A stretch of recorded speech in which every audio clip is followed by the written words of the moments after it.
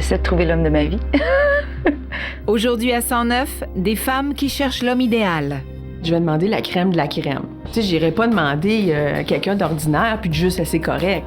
Et des hommes qui rêvent de rencontrer une femme. Point final. Moi, je suis très boulamite. Je sens la boulamite. Dans un monde anonyme et fragmenté, les rencontres amoureuses se font plus difficiles. Je travaille avec toutes les filles, alors c'est très difficile à rencontrer les gens célibataires. En désespoir de cause, 1 personne sur 5 se tourne vers les sites Internet. J'ai la fiche de Shana 7, mais qui laisse plus penser à une pitoune de service qui pose. Certains hommes vont jusqu'à prendre des cours de séduction pour faire des conquêtes. Et votre interaction avec les femmes ne se termine pas quand vous avez un orgasme. Les rapports entre hommes et femmes ont changé, et la drague aussi. Sortez dans des tables, tout le monde! Dites-le, moi je sais, y a-t-il quelqu'un qui est intéressé? Un jeudi soir sur la rue Crescent à Montréal, avec ses bars, ses terrasses, ses restaurants, ce quartier a toujours été un endroit propice à la drague, en tout cas dans l'ouest de la ville. Mais les temps changent et les sorties rue Crescent ne sont plus ce qu'elles étaient. Aujourd'hui, ce sont des sites web comme Réseau Contact et Lavalife qui ont pris la place du cruising bar. Ironiquement, la rencontre amoureuse se pratique maintenant en solo devant son écran. Certains s'y habituent, mais pour d'autres, c'est vraiment désemparant. Pour s'adapter à cette nouvelle réalité, de plus en plus d'hommes et de femmes déboursent de l'argent pour rencontrer des gens en chair et en os, et même pour apprendre à cruiser dans les bars. Je vous invite donc à regarder L'amour à tout prix, un documentaire fascinant sur les nouvelles règles du jeu.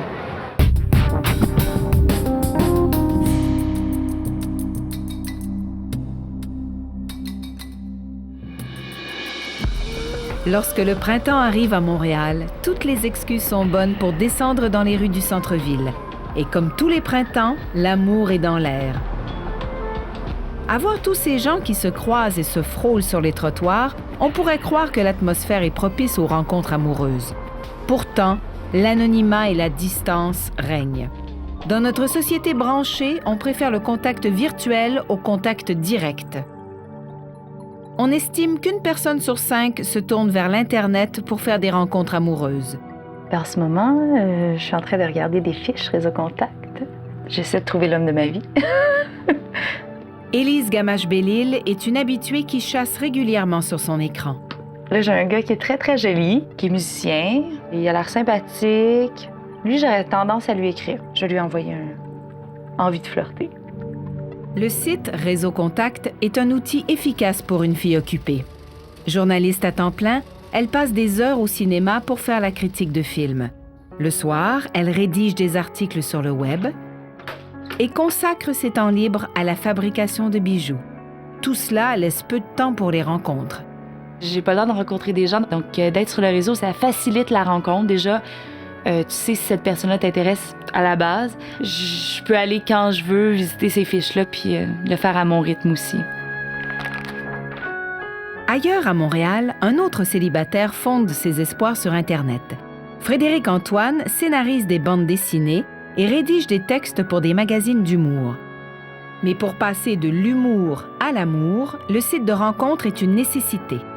En tant que travailleur autonome, je travaille souvent chez moi. Ce qui fait que, au niveau rencontre, quand on est sorti du cercle d'amis, quand on n'a pas de lieu de travail hors de la maison, ça devient un petit peu plus difficile de rencontrer du monde. On aimerait toujours rencontrer une personne, on se rentre dedans au coin d'une rue, le petit coup d'œil, le clic est passé. Mais c'est ça, il y a un moment, il faut faire un choix de savoir si on veut vraiment rencontrer quelqu'un. Puis si on ne peut pas, on passe justement à ce médium-là. J'aspire à trouver une autre façon, tu sais, parce que c'est comme moins romantique, mais je me donne des chances et je mets les chances de mon bord. Comment se fait-il que la rencontre virtuelle en soit venue à éclipser la rencontre traditionnelle? Est-ce le reflet d'une société fragmentée? Nous avons posé la question à Sylvie Lavallée, sexologue, psychothérapeute et auteure de plusieurs ouvrages sur les relations amoureuses. Les gens manquent cruellement de réseau.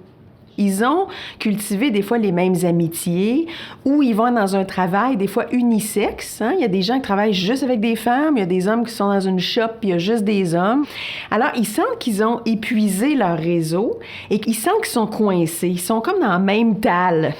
Et je trouve que le réflexe facile, abordable, accessible, qu'on fait dans le confort de son foyer, c'est se faire une fiche et exister de façon virtuelle. Les sites de rencontres fonctionnent tous sur le même principe.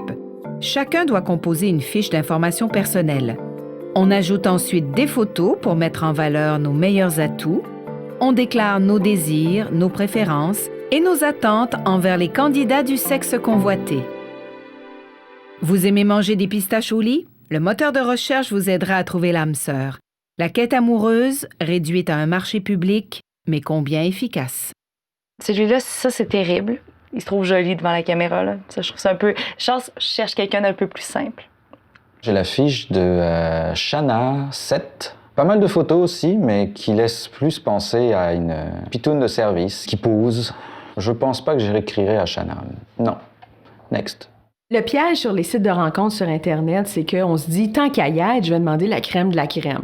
Tu sais, j'irai pas demander quelqu'un d'ordinaire puis de juste assez correct. Je veux le candidat plus que parfait. Parce que j'ai un éventail d'options puis de prospects, alors c'est clair que je vais prendre le plus beau. Alors, on élève notre niveau d'exigence. Quand tu peux te permettre de choisir les critères de la personne que tu recherches, ben tu sais, tu te permets de fantasmer davantage puis de chercher une personne plus comme un prince charmant. Puis au final, quand tu trouves des fiches qui t'intéressent, ben tu les idéalises un peu, tu fantasmes, puis là, souvent t'es déçu. Vous voulez aller sur Internet, il faut être averti. Il faut être assez solide pour être là-dessus parce que vous allez rejeter des gens.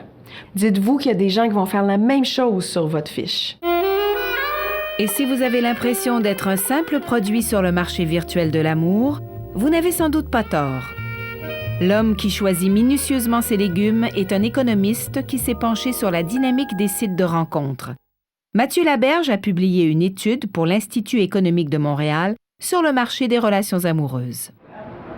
Je vais vous prendre un panier de pommes de terre. OK, ça va faire 2 $, s'il vous plaît. Sur un site de rencontre, c'est le mécanisme d'offre et de demande dans sa plus simple expression. Tout le monde est à la fois offreur et demandeur. Si je m'inscris là, moi, par exemple, je deviendrais offreur de partenaires amoureux et je serais demandeur de partenaires amoureux. Et chaque fois qu'il y a offre et demande, il y a aussi rareté. Alors, par exemple, au marché, on trouve des fraises. Bien, les fraises, c'est l'équivalent des femmes sur les sites de rencontre. On le sait, les fraises en hiver, c'est rare, ça coûte cher et c'est difficile à trouver. Bien, c'est les femmes sur les sites de rencontre. À l'inverse, on a aussi les hommes. Bien, les hommes, c'est plus abondant, c'est plus facile à trouver. Alors, c'est nos pommes de terre. Il y en a beaucoup de variétés. On le connaît bien, on sait ce que c'est et ça coûte pas trop cher. Ce qui avait commencé comme un projet rigolo, conçu entre amis à l'heure du lunch, s'est soldé par une solide analyse de l'efficacité du marché de l'amour. Un site de rencontre, dans le fond, ce que ça permet, c'est un effet de catalogue. Ça nous permet d'avoir accès à des produits, des partenaires potentiels auxquels on n'aurait pas accès autrement. Pour vous donner un chiffre qui est très marquant, si on voulait rencontrer autant de gens dans la vraie vie qu'on a le potentiel de rencontrer sur un site de rencontre pendant un mois, bien, il faudrait sortir à tous les soirs et rencontrer à peu près 2700 personnes par soir. C'est 85 000 personnes qui sont à notre disposition qu'on peut entrer en contact au courant d'un mois. Entre-temps, Élise et Frédéric continuent chacun de leur côté de chercher quelqu'un du sexe opposé. Je suis sur la fiche de Mademoiselle Ellie, très intéressante. Elle parle de ses intérêts d'une façon très drôle, elle a voyagé. Y a-t-il sur le marché un produit fait sur mesure pour Élise? Sa fiche est super sympathique, ça le décrit vraiment bien. Son côté humoristique, son côté BD, c'est intriguant, scénariste, BD, tout ça. Moi, ça m'a allumé. Marché conclu. Après quelques mails, on s'est décidé à se rencontrer dans un café, puis on va voir ce que ça donne. Internet, ça nous ouvre un monde à des gens qu'on n'aurait jamais pu croiser autrement dans notre vie. Alors, c'est une fonction géniale, mais c'est l'unique fonction. Parce que ce qu'on veut, c'est est-ce qu'on va se plaire? Ça, c'est le mandat d'Internet. C'est un outil du virtuel pour nous amener dans le réel. Dans un moment, des rencontres au-delà du réel.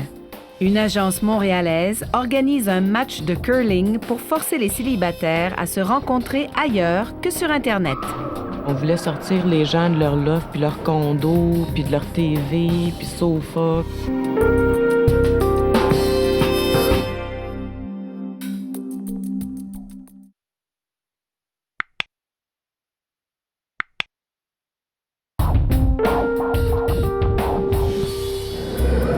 Oh boy, oh wait. Sweet, sweet, sweet bird. Voilà, tout. Le fort, le fort.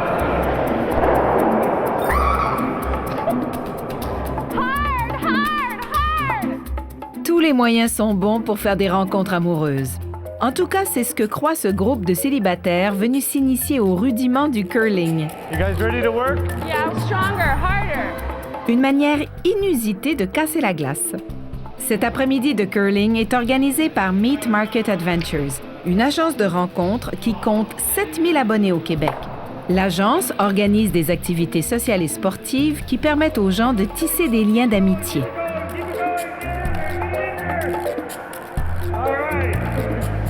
Quelqu'un réussira-t-il à faire d'une pierre deux coups?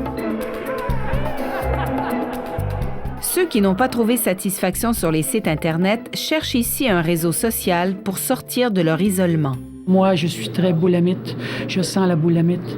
Je ne sors presque jamais. Alors, j'ai décidé de me forcer à sortir de mon cocon.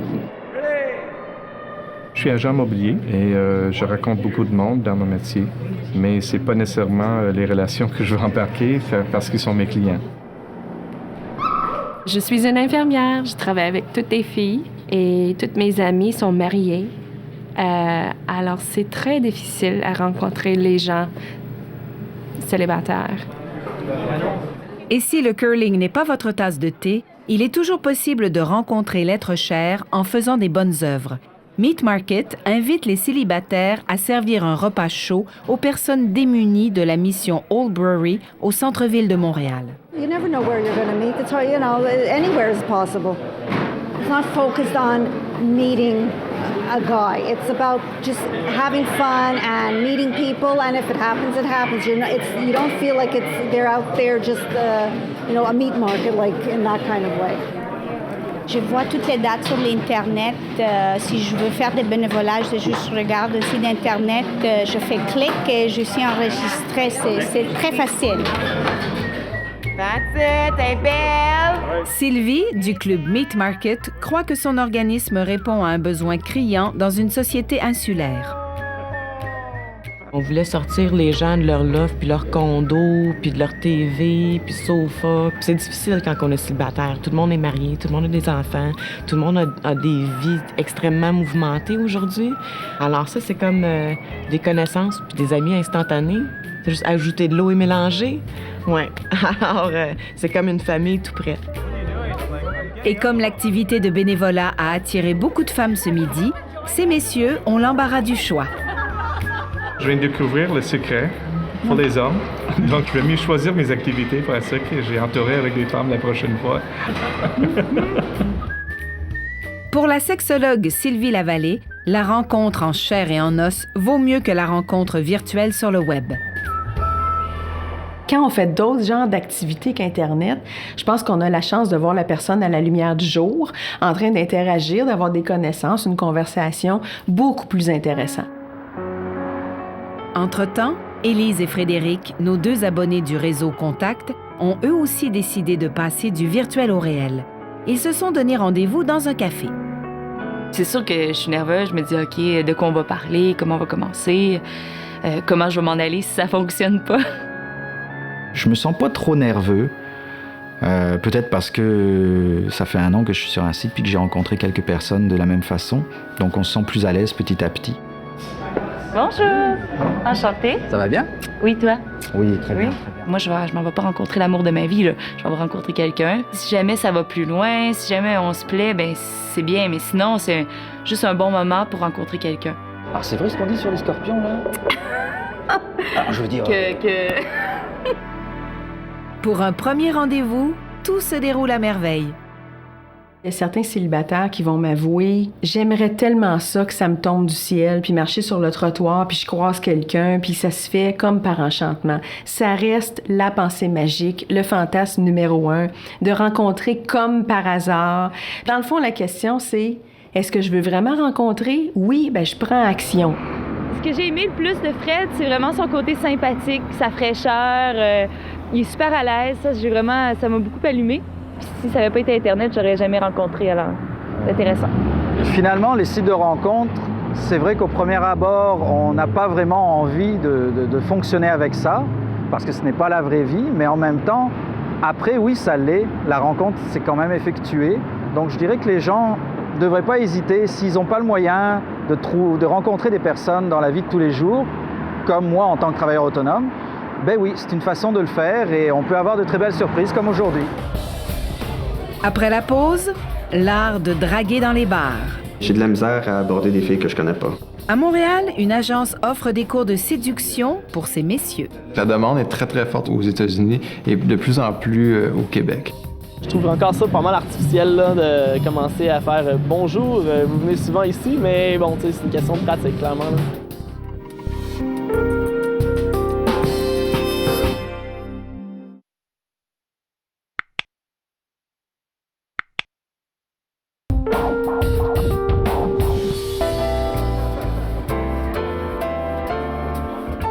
La majorité des jeunes célibataires, hommes et femmes, aiment fréquenter les bars dans l'espoir de rencontrer. Mais c'est un terrain de chasse difficile qui requiert une bonne maîtrise de l'art de la séduction. Avec le programme Love System, on va vous enseigner ce que vous devez savoir avec les femmes. Dans cette salle de conférence à la Place Ville-Marie à Montréal, des hommes viennent apprendre à cruiser dans les bars. La femme doit sentir que la valeur d'un homme est égale ou supérieure à la sienne. Malgré son jeune âge, Pierre-Olivier Bousquet est coach de séduction. Votre interaction avec les femmes ne se termine pas quand vous avez un orgasme. Il faut savoir gérer la relation ensuite. À l'extérieur des heures de cours, M. Bousquet prodigue des conseils inestimables sur son site Internet leschroniquesdutombeur.com. En classe, il représente la compagnie Love Systems, d'origine américaine et qui accueille 2000 étudiants par année. La demande est très, très forte aux États-Unis et de plus en plus au Québec. L'opener devrait durer maximum 2 minutes. La leçon d'aujourd'hui porte sur l'approche initiale de la femme qu'on appelle l'opener dans le jargon de Love Systems. Il s'agit de la première phrase qu'on dit à une femme quand on l'aborde dans un bar. Ça a l'air niaiseux, mais les openers, j'aurais pas pensé à me scripter ça. Tu te dis, ça a l'air bien trop cheesy d'être scripté, mais au contraire, je pense que ça fait juste... Surtout si tu le répètes, tu finis par prendre de l'aise, finalement. Excusez-moi, les filles, j'ai-tu l'air d'un dealer de drogue? C'est parce que ça fait comme 1 heure que je suis là, puis ça fait 2 filles qui viennent me voir, puis sont comme « Excuse-moi, t'as-tu du pot, quelque chose? » Puis je suis comme « Non. » Puis là, ils sont comme super déçus, là. Je suis en train de me poser des questions, là. C'est subtil, mais le fait de dire « Excusez-moi, les filles », ça laisse sous-entendre que j'étais en train de nous déranger. Puis c'est pas le cas. Non. C'est bon. T'améliores notre soirée en venant nous parler parce que t'es un gars de chanceuse. Okay. Ce que j'enseigne, c'est pas juste approcher une fille puis les pick-up lines, tout ça. C'est comment être plus confiant dans ta vie de tous les jours. Puis vraiment, le principe qu'on en enseigne, c'est afin d'avoir une femme intéressée à toi, il faut que tu sois intéressant. Puis pour le devenir, il faut que tu sois capable d'améliorer des aspects dans ta vie. Il faut que tu aies des histoires qui sont intéressantes. Pour les hommes, le défi de la séduction est de plus en plus grand. Car le rapport de force entre les sexes a beaucoup changé, selon Sylvie Lavallée, sexologue. Le portrait rapport homme-femme a beaucoup évolué depuis des années. Pourquoi? Parce que les femmes sont devenues autosuffisantes. Je suis autonome financièrement, je me paie mon condo toute seule, je voyage toute seule, j'occupe des postes de direction. Ben l'homme là-dedans cher à quoi? J'ai de la misère à aborder des filles que je connais pas. Et approcher quelqu'un en dehors de la zone de confort, c'est plus difficile.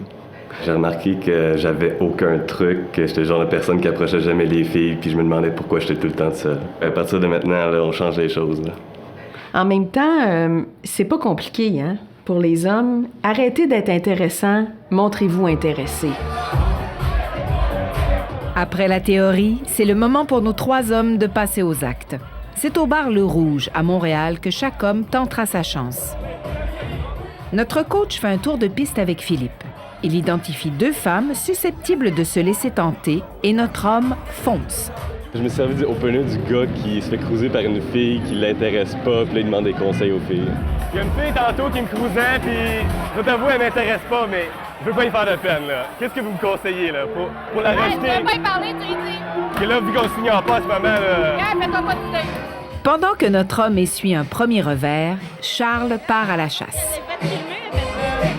Il va se marier avec une fille, c'est une vraie bête.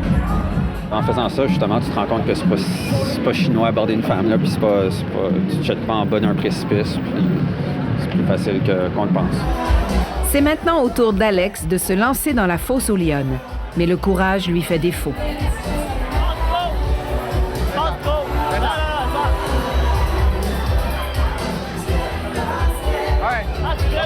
Vraiment comme être en haut de la pas de problème, regarde, on va prendre un petit break, on va relaxer. On va la soirée, fais-toi-en pas, OK? Ça marche pas quand tu me dis body go, là, fait que ça, c'était plus difficile, là. Je trouve encore ça pas mal artificiel, là, de commencer à faire bonjour, vous venez souvent ici, mais bon, tu sais, c'est une question de pratique, clairement, là. Il n'y a vraiment pas de honte à améliorer ses capacités sociales. Il y en a beaucoup qui l'ont fait dans le passé. Ça peut être extrêmement intimidant de sortir de chez soi pour approcher une étrangère. Mais un coup que ce problème-là dans leur vie est réglé, les hommes se rendent compte qu'ils peuvent régler beaucoup d'autres problèmes dans leur vie. Les gens se cachent encore. Et puis, en disant « je suis célibataire », c'est presque dire « je ne suis pas apte à être en relation, je ne suis pas assez bon pour être en relation ». La minute qu'on se cache, on rencontre personne. Sortez dans des tables, tout le monde. Dites-le, moi je suis ici, y a-t-il quelqu'un qui est intéressé? Souvent, les gens qui jugent les gens sur les sites de rencontres, ben, c'est des personnes qui sont jamais allées, tu sais, parce qu'ils comprennent pas que ben, c'est juste un moyen de plus pour rencontrer une personne dans un monde où tout va vite, puis que c'est pas si facile que ça rencontrer des gens. Je pense pas que ce soit plus difficile de rencontrer quelqu'un en 2010 que ça l'était auparavant parce qu'on a des outils dont on ne disposait pas à l'époque. Savons-nous nous en servir? Ça, c'est une chose. Osons-nous nous en servir? C'est une autre chose. Mais il y a vraiment des options et des mobilités de rencontres qu'il n'y avait pas auparavant.